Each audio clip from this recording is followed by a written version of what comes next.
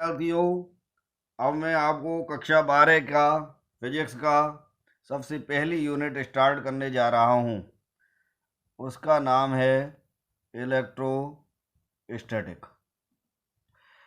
कक्षा 11 में आपने फिजिक्स की दो मेन ब्रांच आपने पढ़ी थी, एक मैकेनिक्स और दूसरी थर्मोडायनामिक्स। अब +2 में आप फिजिक्स की अन्य ब्रांच में इलेक्ट्रोमैग्नेटिज्म पढ़ेंगे, ऑप्टिक्स पढ़ेंगे and optics and modern physics.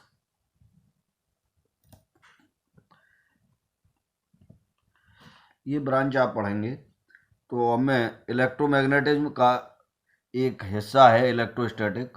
अगर मैं इलेक्ट्रोमैग्नेटिज्म की बात करूं तो हम इलेक्ट्रोमैग्नेटिज्म को दो भागों में बांट सकते हैं, एक इलेक्ट्रोस्टैटिक और दूसरा जो पार्ट है वो है इलेक्ट्रोडायनामिक्स। इलेक्ट्रोस्टैटिक का मतलब है चार्ज एट रेस्ट और इलेक्ट्रोमैग्नेटिज्म का मीनिंग है चार्ज इन मोशन। दोनों से ही बहुत अच्छे रिजल्ट आते हैं। When charge is at rest, जब चार्ज रेस्ट पर बनता है तो एक अलग से फील्ड बनता है जिसे हम इलेक्ट्रिक फील्ड कहते हैं, और जब चार्ज मोशन में आने लगता है तब इलेक्ट्रिक फील्ड के साथ साथ उसमें मैग्नेटिज्म की प्रॉपर्टी भी आने लगती हैं और तब वह इलेक्ट्रोमैग्नेटिज्म बन जाता है। इलेक्ट्रोमैग्नेटिज्म बन जाता है। इसके अलावा अगर चार्ज एक्सीलरेट होने लगे तब एक और इलेक्ट्रोमैग्नेटिक वेव बनती है। अगर चार्ज एक्सीलरेट होने लगे तो इलेक्ट्रोमैग्नेटिक वेव बनती है। तो ये सभी बातें आप फर्स्ट से लेकर के और 5th यूनिट तक पढ़ेंगे। इसके बाद अगली यूनिट ऑप्टिक्स पढ़ेंगे और फिर मॉडर्न फिजिक्स पढ़ेंगे। पूरी 12th में केवल आपको ये ही पार्ट पढ़ना है। तो इलेक्ट्रिक फील्ड या चार्ज की बात हम करें, चार्ज क्या है? चार्ज, मास, ये जो है इंट्रिंसिक प्रॉपर्टी होती है बॉडी की। इंट्रिंसिक प्रॉपर्टी हैं। इंट्रिंसिक का मतलब है फंडामेंटल प्रॉपर्टी हैं, निश्चित हैं, इनके बारे में ज़्यादा डिस्कस नहीं हो सकता। तो जब हम चार्ज की बात करते हैं तो हम ये देखते हैं कि भाई हमने +1 में आपको फोर्स पढ़ाए थे कि हमारे ब्रह्मांड में, मैं ब्रह्मांड की बात कर रहा हूँ, आज मास फंडामेंटल प्रॉपर्टी हैं, इंट्रिंसिक प्रॉपर्टी हैं। तो मैंने आपको जैसा बता रहा था, +1 में पढ़ाया था, हमारे पूरे ब्रह्मांड में 4 प्रकार के फोर्स हैं, जिसमें ग्रेविटेशनल फोर्स है, एक ग्रेविटेशनल फोर्स होता है, और ये ग्रेविटेशनल फोर्स बॉडी के मास के कारण होता है, ड्यू टू द मास। इसी प्रकार से एक इलेक्ट्रोस्टैटिक फोर्स है, इलेक्ट्रिक फोर्स, जो हमारे इस इलेक्ट्रोमैग्नेटिज्म के अंतर्गत आता है, और ये इलेक्ट्रिक फोर्स बॉडी के चार्ज के कारण होता है, ड्यू टू चार्ज। इसी प्रकार से अन्य भी फोर्स हैं, न्यूक्लियर फोर्स है, वीक फोर्स है। तो अब हम यहाँ पर केवल ग्रेविटेशनल फोर्स आप +1 में पढ़ चुके हैं, हम यहाँ इलेक्ट्रिक फोर्स के बारे में ही बात करेंगे। केवल इलेक्ट्रिक फोर्स के बारे में ही आपको बतलाएंगे। तो इलेक्ट्रिक फोर्स का जो मेन रीजन है वो चार्ज है। चार्ज मैंने पहले ही बताया है, इंट्रिंसिक प्रॉपर्टी होती है बॉडी की, और ये सबसे पहले नामकरण बेंजामिन फ्रैंकलिन ने किया था और बताया था कि ये दो प्रकार के होते हैं,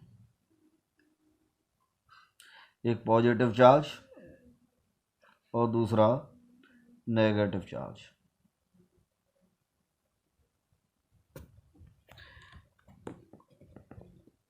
पॉजिटिव चार्ज को पहले विट्रुअस कहते थे और नेगेटिव चार्ज को रेजिनस कहा जाता था। तो अब मैं बता रहा हूँ कि ये जो इलेक्ट्रोमैग्नेटिज्म है इस चार्ज के कारण ही है, और दो प्रकार के चार्ज होते हैं, पॉजिटिव एंड नेगेटिव चार्ज। कोई भी बॉडी इन्हीं चार्ज के कारण बनी होती है। जनरली एक बॉडी न्यूट्रल होती है, उसका कारण ये होता है, रीजन, कि एटम के न्यूक्लियस में पॉजिटिव चार्ज होते हैं और उतना ही नेगेटिव चार्ज के रूप में इलेक्ट्रॉन बाहर रिवॉल्व करती रहती है, तो ये न्यूट्रल होती है। लेकिन बॉडी को चार्ज कब कहा जाता है? Body is said to be charge due to the deficiency of or excessness of electron, due to the deficiency or excessiveness of the electron. So when electrons are removed from one body, it means there is deficiency in electron and excessness of the positiveness, so body is said to be positively charged. In a same manner, if electrons are added in a body, it means there is excessness of electron, and body is said to be negatively charged now.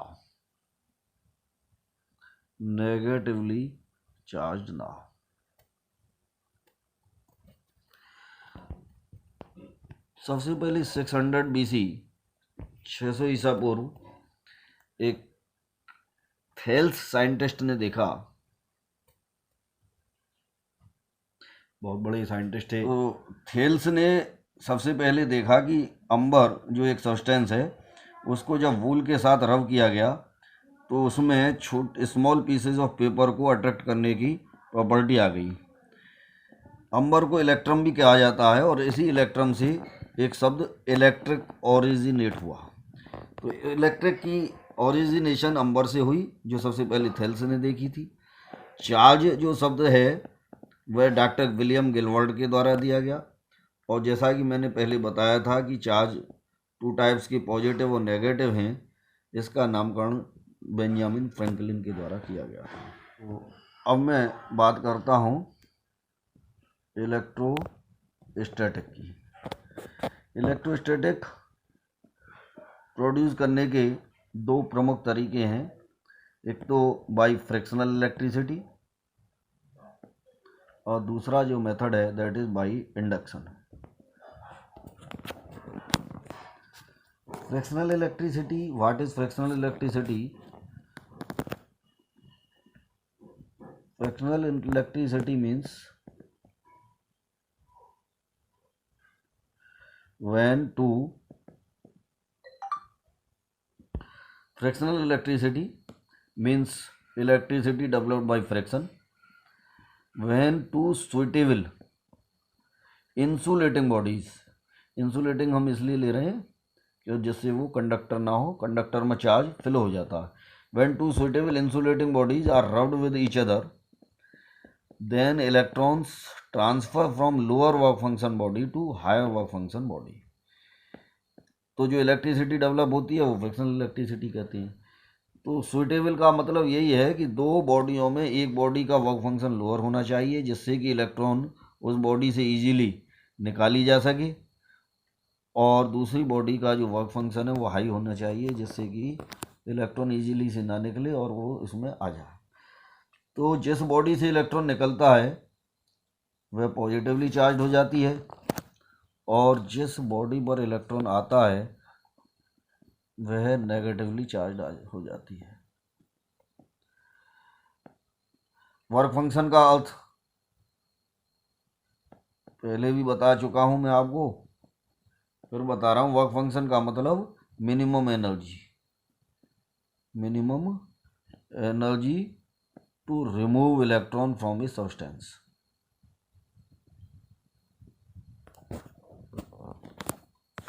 From a substance. तो इस तरह से मैं देखता हूँ कि body हमेशा charge pair में प्रोड्यूस होंगे, एक पर पॉजिटिव चार्ज उत्पन्न होगा, दूसरे पर नेगेटिव चार्ज होगा। तो एग्जाम्पल में देखें, एक सीरीज तैयार करता हूँ पॉजिटिव चार्ज पेयरों की और नेगेटिव चार्ज की। तो अगर मैं गिलास रॉड लूँ और गिलास रॉड को मैं सिल्क के क्लॉथ के साथ रब करता हूँ, तो देखेंगे कि गिलास रॉड पर पॉजिटिव चार्ज क्रिएट होगा और सिल्क क्लॉथ पर नेगेटिव। सिमिलरली वूलन क्लॉथ और फर या एबोनाइट की रॉड ले लें, एबोनाइट की रॉड ले लें, तो एबोनाइट रॉड पर नेगेटिव चार्ज और वूलन क्लॉथ पर पॉजिटिव चार्ज उत्पन्न होता है। सिमिलरली वूलन क्लॉथ और प्लास्टिक रॉड ले लें, वूलन क्लॉथ और प्लास्टिक रॉड लें, प्लास्टिक रॉड पर नेगेटिव चार्ज और वूलन क्लॉथ पर पॉजिटिव चार्ज प्रोड्यूस होगा। सिमिलरली ड्राई हेयर और कॉम्ब लें,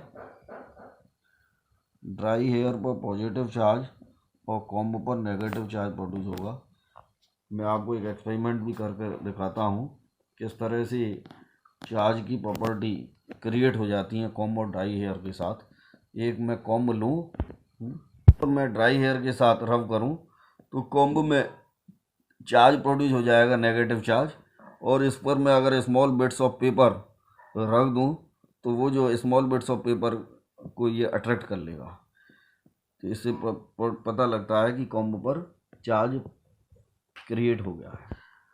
तो मैं एक एग्जांपल लेता हूँ, जैसे गिलास रॉड और सिल्क क्लॉथ। गिलास रॉड पर पॉजिटिव चार्ज क्यों क्रिएट हो गया? गिलास रॉड है और इसमें से इसका वर्क फंक्शन लो है, तो इसमें से इलेक्ट्रॉन इजीली निकल गई, और इलेक्ट्रॉन इजीली निकलने पर क्या हो गया कि इनके एटमों के भीतर number of protons that are greater than number of the electrons. So ये जो है इस पर पॉजिटिवली चार्ज क्रिएट हो गया। सिमिलरली जो सिल्क का क्लॉथ था उस पर ये इलेक्ट्रॉन्स आ गए, और इस पर आने से क्या हुआ कि जो नंबर ऑफ इलेक्ट्रॉन्स हैं वो बढ़ गए नंबर ऑफ प्रोटॉनों से, तो नेगेटिव चार्ज क्रिएट हो गया। तो इस तरह से पॉजिटिव और नेगेटिव चार्ज क्रिएट हो गया। अब इसके बाद कुछ प्रैक्टिकल्स और किए गए इनको लेकर के। प्रैक्टिकल्स क्या किए गए कि जैसे ये गिलास रॉड है जो सिल्क के साथ रब किया गया था, उसी प्रकार से एक और गिलास रॉड को सिल्क के साथ रब किया गया, तो निश्चित है उन दोनों पर पॉजिटिव चार्ज क्रिएट हुआ, और इन दोनों पॉजिटिव चार्जों को लेकर के और एक पॉइंट से इसको हैंग कर दिया गया। हैंग करने पर देखा कि ये दोनों जो गिलास रॉड हैं एक दूसरे से रिपेल हो जाती हैं, दूर भागती हैं। सिमिलरली एबोनाइट रॉड को भी हम इसी प्रकार देखते हैं कि एबोनाइट रॉड पर नेगेटिवली चार्ज क्रिएट हो गया है, और दो एबोनाइट रॉडों को हमने इसी तरह से जब हैंग किया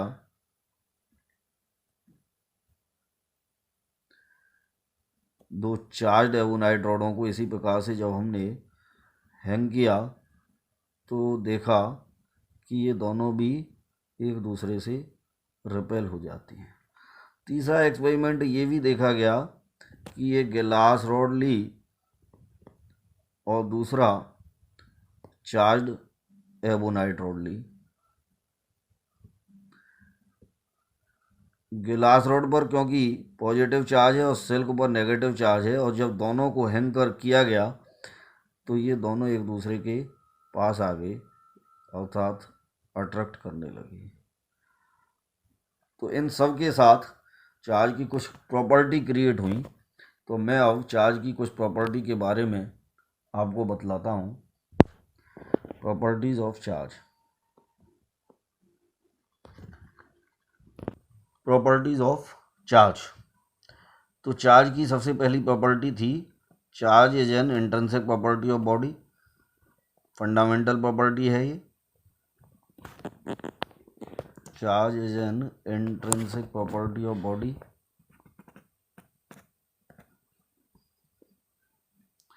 दूसरी प्रॉपर्टी चार्ज की है कि charge is of two types.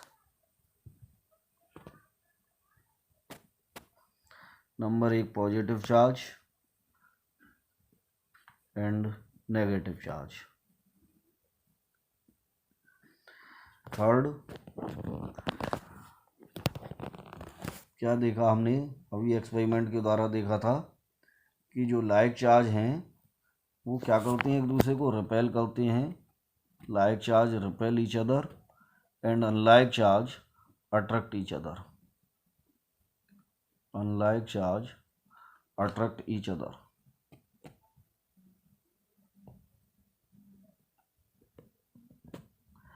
चौथी प्रॉपर्टी देखें तो चार्ज इज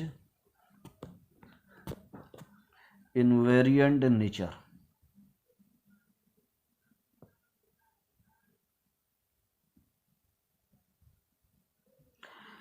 ये बहुत ही इम्पोर्टेंट प्रॉपर्टी है, charge is invariant in nature, क्योंकि चार्ज से पहले मास की बात अगर हम करें तो मास इज वेरिएंट है नेचर में। एक बहुत बड़े साइंटिस्ट है आइंस्टीन, उन्होंने थ्योरी ऑफ रिलेटिविटी की खोज की थी और तब ये बातें निकल करके आई थी कि जब कोई भी वस्तु बहुत तेज़ स्पीड पर होती है, लाइट की स्पीड के इक्विवेलेंट, तब सब कुछ प्रॉपर्टियाँ बदल जाती हैं। जो न्यूटन्स के लॉ थे वो सब कुछ चेंज हो जाती हैं। लेकिन देखने में आया कि ये जो चार्ज है इसकी प्रॉपर्टी चेंज नहीं होती। इट मीन्स जो चार्ज है इसकी जो वैल्यू है वो सेम रहती है स्पीड ऑफ द लाइट में भी। Magnitude of charge does not change with speed of light. जबकि मैं मास की बात यदि करूं, यही मास की बात करता हूं, अगर मास जिसे हम निश्चित मानते हैं अगर लाइट की स्पीड के साथ चलने लगे तो आइंस्टीन ने बड़ा ही एक भयंकर आश्चर्यजनक रिजल्ट देखा कि उसकी वैल्यू बदलने लगती है और जो मास है वह वेरिएंट होता है, उसकी वैल्यू चेंज हो जाती है with speed of the light. वो मैं यहीं लिखे देता हूँ, value change with speed of light by relation. ये रिलेशन भी उन्होंने आइंस्टीन ने निकाला था, m बराबर m0 upon √1 minus v square upon c square से, जहाँ पर m0 रेस्ट मास है और m वो मास है जो स्पीड के साथ ऑब्जेक्ट ने बनाई हुई है, mass of the object at speed. तो इस तरह से चार्ज इनवेरिएंट है। नंबर 5, चार्ज की अन्य प्रॉपर्टी में देखें, बहुत ही इम्पोर्टेंट प्रॉपर्टी है, charge is quantized in nature. Charge is quantized in nature. इसका अर्थ ये है, जैसा कि मैंने आपको बताया था कि चार्ज इलेक्ट्रॉनों का ट्रांसफ़र करता है। सबसे छोटा पार्टिकल इलेक्ट्रॉन है, तो एक बॉडी से निकलेगा, एक इलेक्ट्रॉन निकलेगा या 2 निकलेंगे या 3 निकलेंगे। तो अगर एक बॉडी से इलेक्ट्रॉन निकला, इस पर पॉजिटिव चार्ज आएगा, प्लस का ई आएगा। 2 निकले तो प्लस का 2 ई आएगा। सिमिलरली ये इलेक्ट्रॉन यहाँ आ गया तो इस पर माइनस ई होगा या -2 ई होगा। इसका अर्थ ये हुआ कि चार्ज जो होगा वो ई की इंटीग्रल मल्टीपल फॉर्म में होगा, 1, 2 या 3e या 4e and so on. Natural number का इंटीग्रल मल्टीपल होगा। तो charge is quantized in nature. इसका मतलब ये है कि जो चार्ज होगा किसी बॉडी पर, charge is always integral multiple होगा,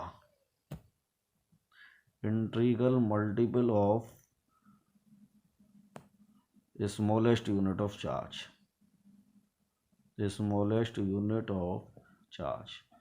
अब जब चार्ज की बात आती है यहाँ, मैथमेटिकली भी इसको दिखाया जा सकता है। तो मैथमेटिकली दिखाने के लिए चार्ज ना लिख करके हम मैथमेटिक्स की भाषा में चार्ज को क्यों लिख सकते हैं? इलेक्ट्रॉन, अब क्योंकि यहाँ से सबसे छोटा पार्टिकल इलेक्ट्रॉन है, तो देखने में आया कि भाई किसी भी बॉडी पर जो चार्ज होगा वो ई होगा और इसके साथ एन की गुणा हो सकती है। अगर इलेक्ट्रॉन निकल रहा है तो उस पर प्लस चार्ज होगा, अगर किसी बॉडी पर इलेक्ट्रॉन पहुँच रहा है तो वो माइनस होगा। क्यू बराबर प्लस माइनस एन ई, और इस एन की वैल्यू 1 या 2 या 3। तो इस पूरी भाषा को हम इस रूप में भी लिख सकते हैं मैथमेटिकल फॉर्म में। Q means charge on a body is plus minus n e, n means number of the electron, e क्या है, ई इलेक्ट्रॉन है, और जो चार्ज होता है इलेक्ट्रॉन पर वो जानकारी आपको होनी चाहिए। चार्ज ऑन इलेक्ट्रॉन कितना होता है? 1.6 इंटू 10 की पावर माइनस 19 कूलाम होता है। अब ये कूलाम क्या है? ये चार्ज की यूनिट है, इसके बारे में भी मैं आपको बताऊंगा। मास भी पता होना चाहिए। मास ऑफ इलेक्ट्रॉन कितना होता है? एक इलेक्ट्रॉन का मास 9.1 गुणा 10 की पावर माइनस 31 kg होता है। ये पांचवी प्रॉपर्टी है। छठी चार्ज की प्रॉपर्टी है, चार्ज की छठी प्रॉपर्टी है, charge is conserved in nature. Charge is conserved in nature का अर्थ ये होता है कि चार्ज ना तो क्रिएट हो सकता है ना डिस्ट्रॉय हो सकता है। It can neither be created,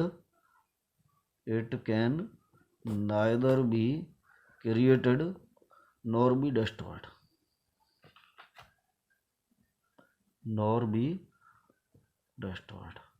total charge हमेशा कांस्टेंट रहेगा। जैसा कि मैंने बताया कि अगर यहाँ से 2 इलेक्ट्रॉन निकले तो वो 2 इलेक्ट्रॉन यहाँ आ गए। जो 2 इलेक्ट्रॉनों की यहाँ कमी हुई, डेफिशिएंसी ऑफ 2 इलेक्ट्रॉन, तो यहाँ एक्सेसनेस ऑफ 2 इलेक्ट्रॉन हो गई। रिजल्ट क्या हुआ? Total effect negligible.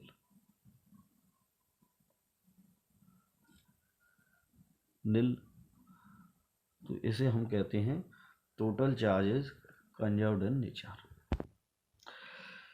इसका एक एग्जाम्पल हम लिख सकते हैं कि अगर मैं एक इलेक्ट्रॉन जिस पर नेगेटिव चार्ज होता है और एक पॉजिट्रॉन जिस पर उतना ही पॉजिटिव चार्ज होता है,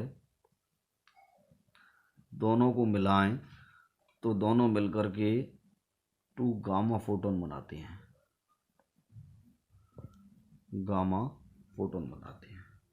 इन फोटोनों पर कोई चार्ज नहीं होता। तो हम देखें एनिहिलेशन से पहले, बिफोर एनिहिलेशन, विनाश, एनिहिलेशन मीन्स विनाश, 2 चार्ज इलेक्ट्रॉन और पॉजिट्रॉन मिलकर के दोनों का चार्ज 0 हो गया। इलेक्ट्रॉन पर जितना माइनस उतना ही पॉजिट्रॉन पर प्लस, रिजल्ट 0। गामा पर नो चार्ज, तो ना एनिहिलेशन से पहले कोई चार्ज, ना एनिहिलेशन के बाद कोई चार्ज।